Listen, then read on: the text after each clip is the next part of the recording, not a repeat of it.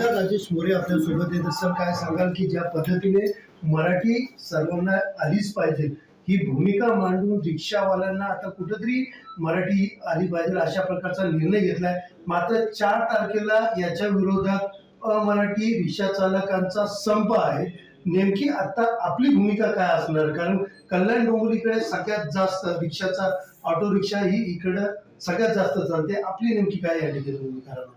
हा महाराष्ट्र आहे आणि ज्या ज्या राज्यात जो जो व्यक्ती राहतो त्या राज्याची त्याला ती भाषा अवगत करणं गरजेचं आहे.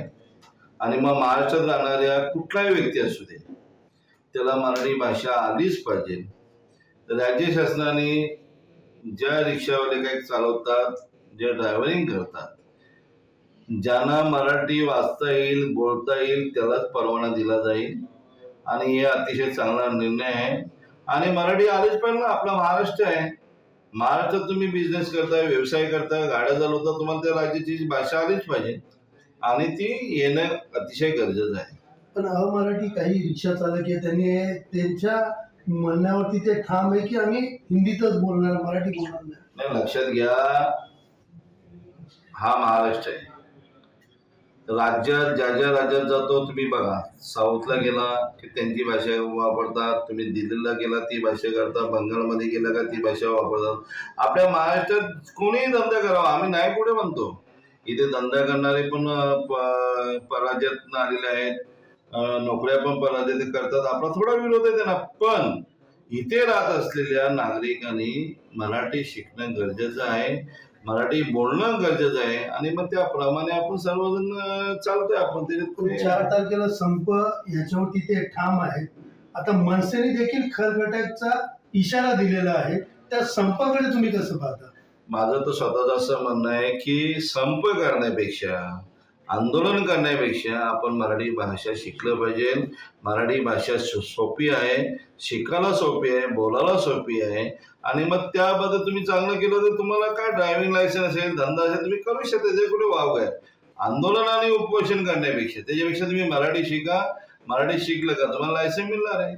पण आता ज्या पद्धतीने प्रवाशांना भेटीस धरण्याचं काम जे आहे ते करणार आहेत तुम्ही, आता शिवसेनेची यावरती काय भूमिका असेल? त्यांना त्रास झाला तर आपण काय करणार? प्रवाशांना जो जो कोणी वेटीस धरेल त्याला शिवसेना स्टाईलने का त्याच्यावर आंदोलन केलं जाईल. कारण प्रवासी हे आपले नागरिक आहेत, त्यांना मूलभूत सुविधा देणं हे आपलं कर्तव्य आहे. आणि त्यांना कोणी वेटीस धरत असेल स्वतःच्या फायद्यासाठी तर शिवसेना स्टाईलने त्याला आपण धडा शिकवला. केला अशा प्रकारचं काय आव्हान तुम्ही प्रवाशांना काय करणार आहात का? की जे रिक्षा चालक बघितलं की नेहमी आपण डोंबिवलीत पण मजुरी बघतो की रिक्षा चालक थांबत नाही, मध्ये एका व्हिडिओ देखील व्हायरल झालेला आहे. आपली प्रामुख्याने कशा 4 तारखेला प्रामुख्याने आपली काय भूमिका असणार आहे प्रवाशांना याचा त्रास होऊ नये म्हणून? माझं सर्व रिक्षावाल्यांना सांगणं असेल, सर्व पक्षीय रिक्षा युनियनवाल्यांना सांगणं असेल, कुठल्याही नागरिकाला, कुठल्याही सामान्य नागरिकाला त्रास होईल नाही असं तुम्ही सर्वजण वागला पाहिजे. जर त्याला 4 तारखेला कुठल्याही प्रकारचा त्रास होत असेल तर त्यांना शिवसेना स्टाईलने धडा शिकवला जाईल. एकंदरीत पाहिलं तर 4 तारखेचा जो संप आहे त्या संपाला कुठल्याही प्रकारचा नागरिकांना त्रास झाला तर त्यांना शिवसेना स्टाईलने उत्तर दिलं जाईल असं म्हणणं या ठिकाणी आमदारांनी मांडलेलं आहे. सुनील जाधव, TV9 मराठी, डोंबिवली.